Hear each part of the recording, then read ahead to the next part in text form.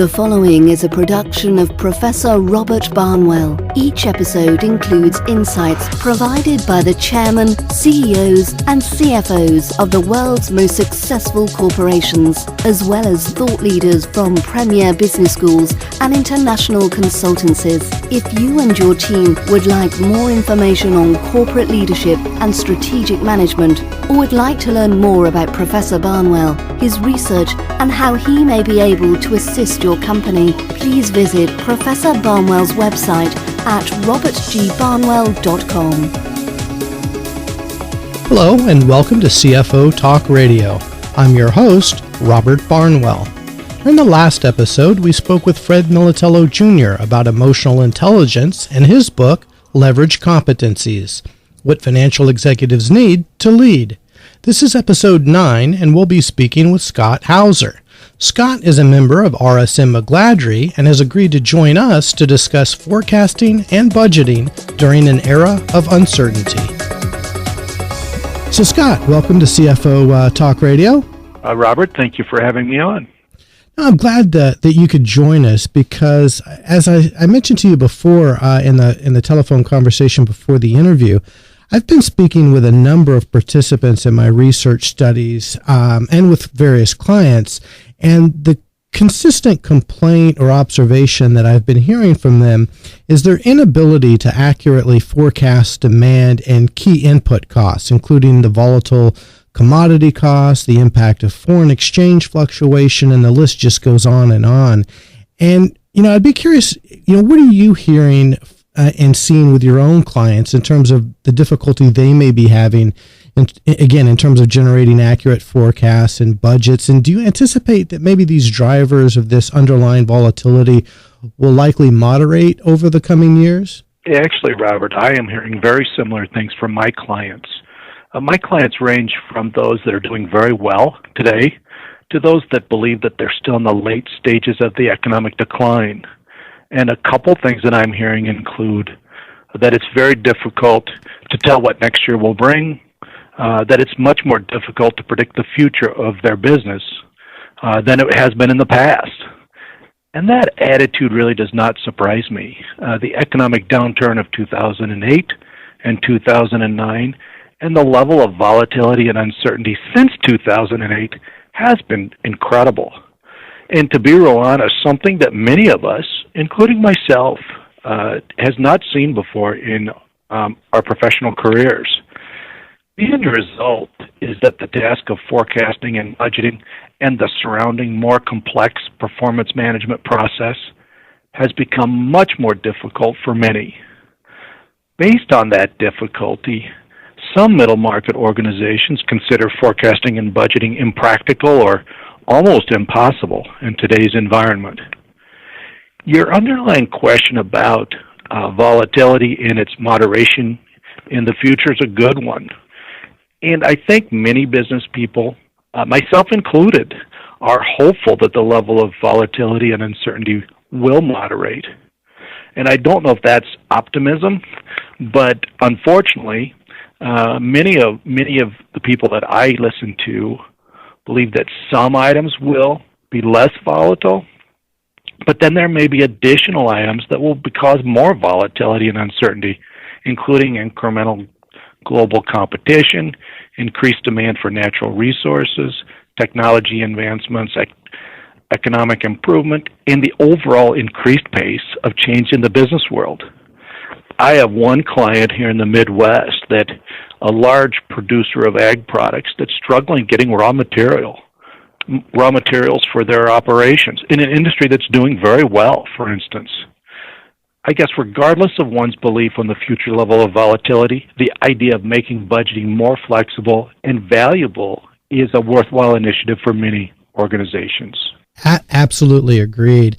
And traditionally, let's take a look at the regular budgeting process or traditional budgeting processes in which companies have based their budget on prior year's performance, with revenues growing a certain percentage over the prior year, and then individual line items within the income statement and remaining financial statements cascading from the sales or revenue projection. And again, all based on historical relationships.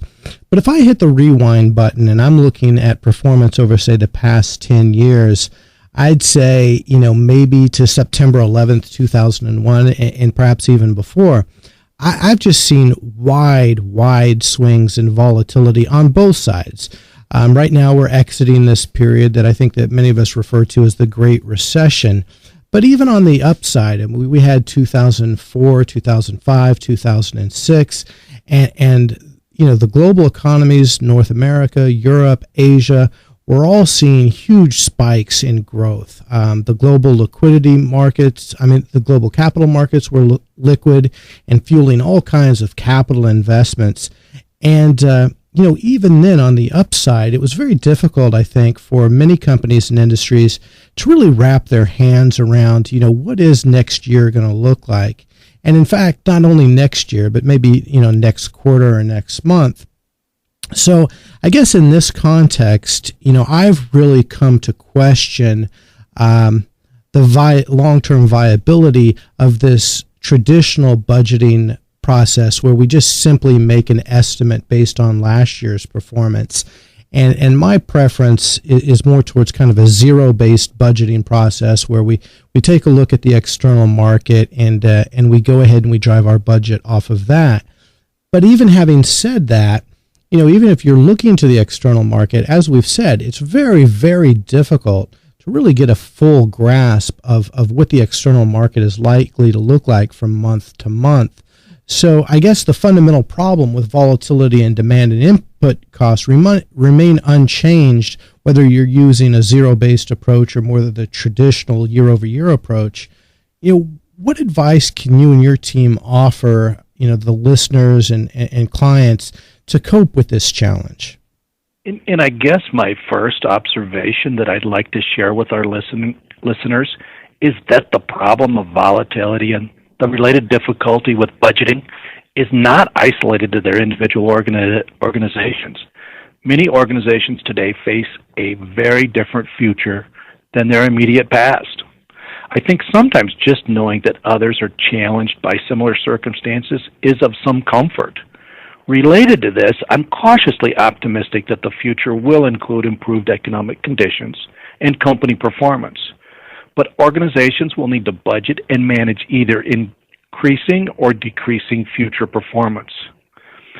This may cause the budgeting process to be more difficult than in the more stable environment that some listeners may have been experiencing in the past.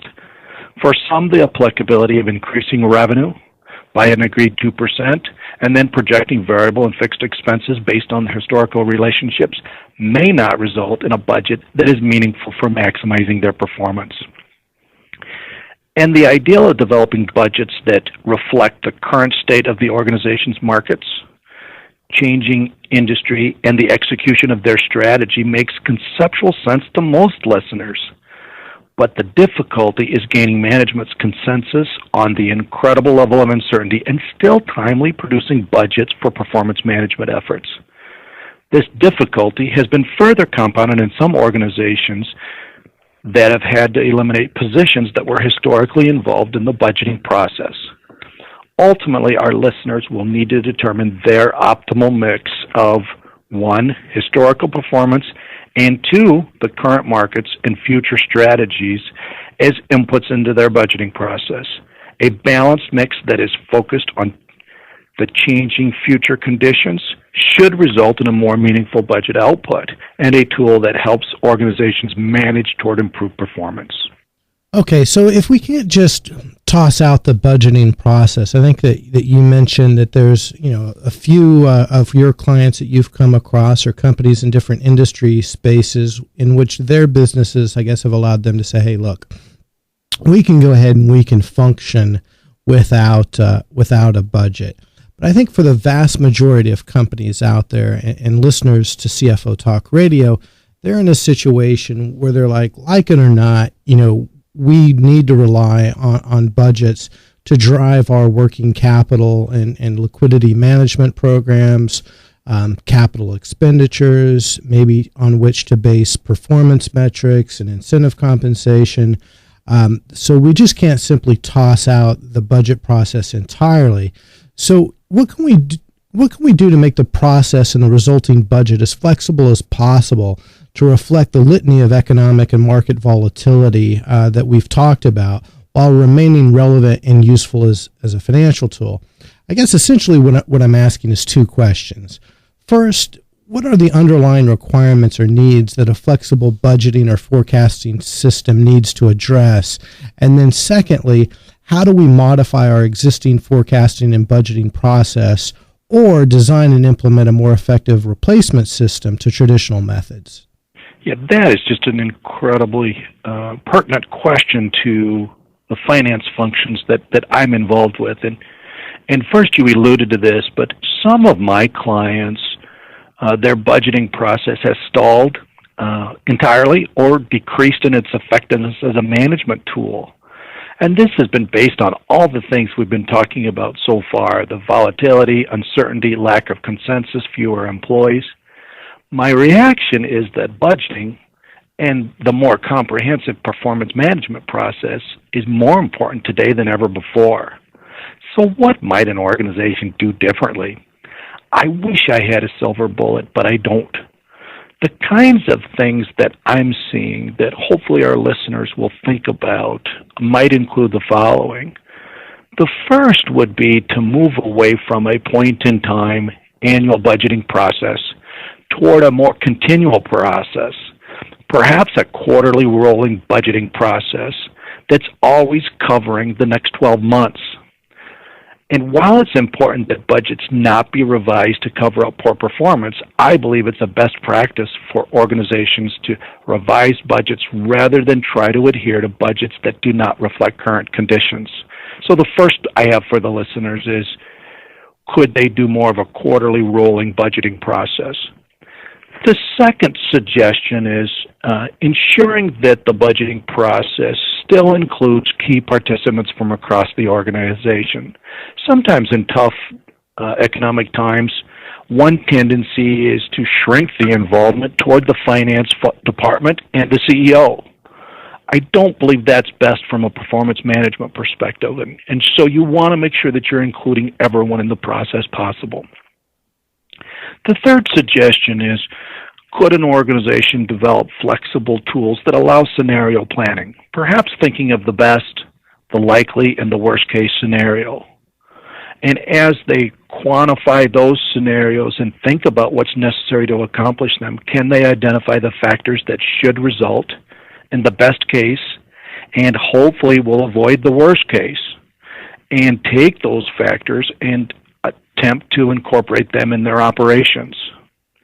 The fourth thought would be to communicate the changing budget expectations effectively. If you are recasting a budget quarterly, it will need additional or incremental communication effort with the organization and the key employees that are in the position to drive that performance. And so I believe that's key. The final thing or final thought that I have related to this is to overall insert more flexibility in the budgeting process while still arriving at agreed to performance expectations. Sometimes flexibility can result in the inability to get to a final budget, or at least the best budget that we have today. And at times of more flexible budgeting process, this can be a real problem if indeed the budgeting process is never ending. And so that's an additional thought for our listeners. Ultimately, what will work for the different organizations is as different as their cultures.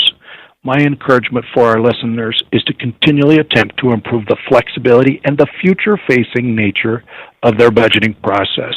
For many organizations, their culture may be a headwind to the optimal changes. You know, it's interesting that you should end the conversation around that question with the topic of culture, because I know the listeners and particularly myself, I'm kind of a finance wonk, and so I'm very analytical and I like to surround myself with numbers.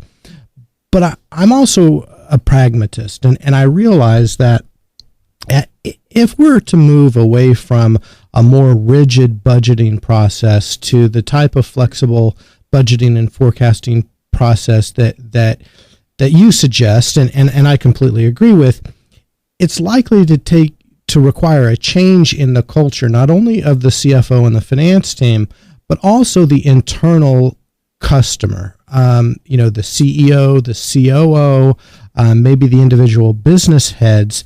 And so I'm wondering, are there any fundamental changes needed in either the composition of the individuals that make up the finance team, the type of expertise, again, maybe the culture and the attitudes of that team, and then from a more tangible basis, maybe changes in our underlying systems and accounting procedures that need to take place in order for us to adapt or adopt this more flexible approach? That's a great question. And overall, if an organization is going to change its budgeting process, there does need to be changes related to people, processes, and systems. Most of our projects to help organizations in this area is a balance of these three areas: people, processes, and systems. Let's discuss the people side in the time that we have left today. The new budgeting process will need to be facilitated in a consultative manner beyond number crunching and stereotyped accountant-type skills. The finance facilitators may need to strengthen their skills in several areas, and here are some thoughts. First of all, I think the team needs to be more flexible. Sometimes I believe the finance and accounting participants in the budget process are considered too rigid, and so that would be the first bit of advice for the group. The second thought is, can the work be performed at a higher level with less detailed numbers? For some in our organizations, detailed numbers will shut them down faster than many things. The third thing is, I think we need to improve our communication skills. How are we leading the group? Do we have good communication skills, and are we in a position to effectively communicate concisely what we're trying to do, how we're going to go about it, the new process rollout, etc. The fourth thing is, I think each of the facilitators really needs to become a project manager or provide better project management skills.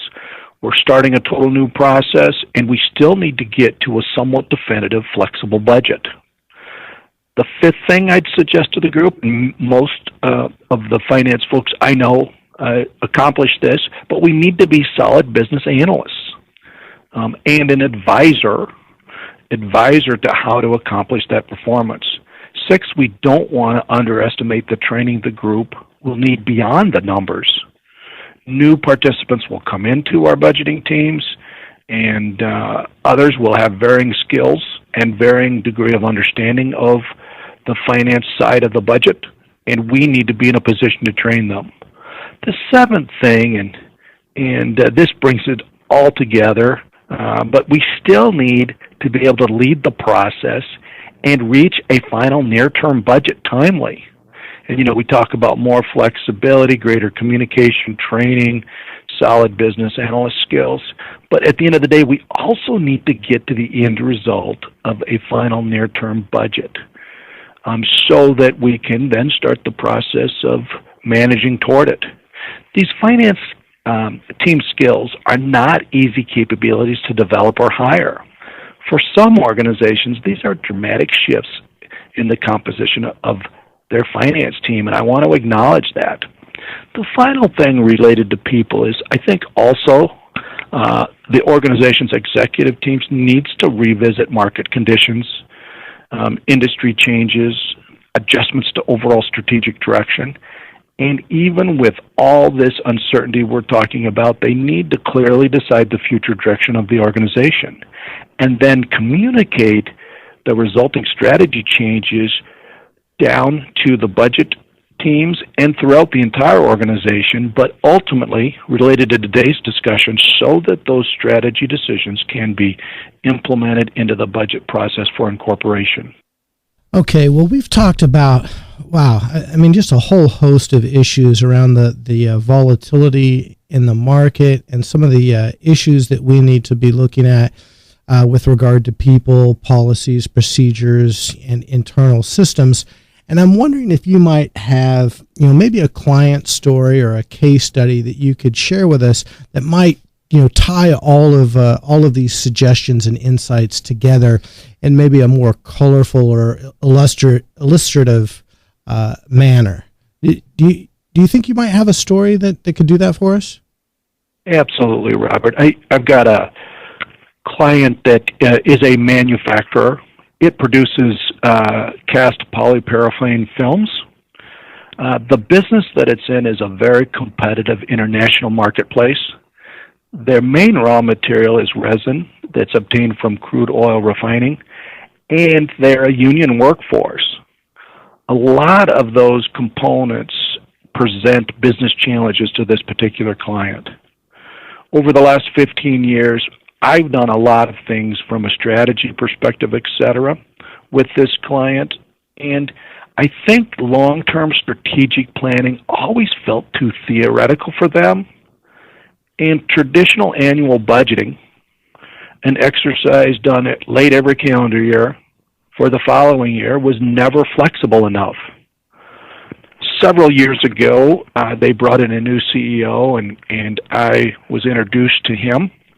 And he brought, and we brought to the team a more flexible approach. And it really was a quarterly based SWOT analysis that also had a flexible rolling budget process that was used. Each quarter, they'll talk about their internal strengths, weaknesses, external opportunities, and threats, and roll forward and review performance for the last quarter, and roll forward expected performance for the next 12 months. A very flexible process. This resulted in a flexible, future-facing, zero-based, not really a budgeting as much as a performance management process. Are we making all decisions in keeping with our market assessment, our strategy, and are we keeping our budget flexible enough to support that?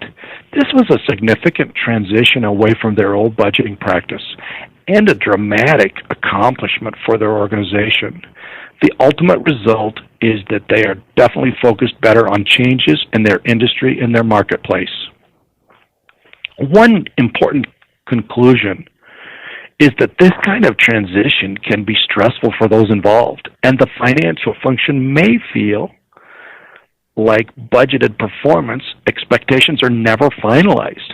I think with this particular client, that would be the way the finance function originally felt. But ultimately, the organization will, and ultimately the organization will need their budgeting process to assist in driving improved organizational performance, but it may be conducted in a much more flexible manner. Okay, well, that's terrific advice. Today, we've been speaking with Scott Hauser, Performance Improvement Consulting Director at RSM McGladrey. Scott, I really appreciate you taking the time to join us and sharing some really considerable and meaningful insights. Thank you so much.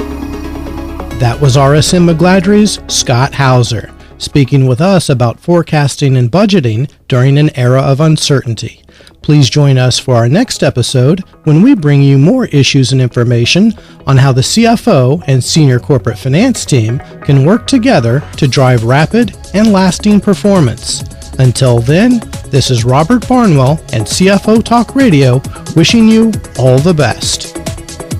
We hope that you have enjoyed this episode and found the material of value. To download a transcript of this episode, receive a free subscription to the show, or to learn more about this subject, we encourage you to visit Professor Barnwell's website at robertgbarnwell.com to explore the many executive briefings, presentations, case studies, and other resources available for immediate download.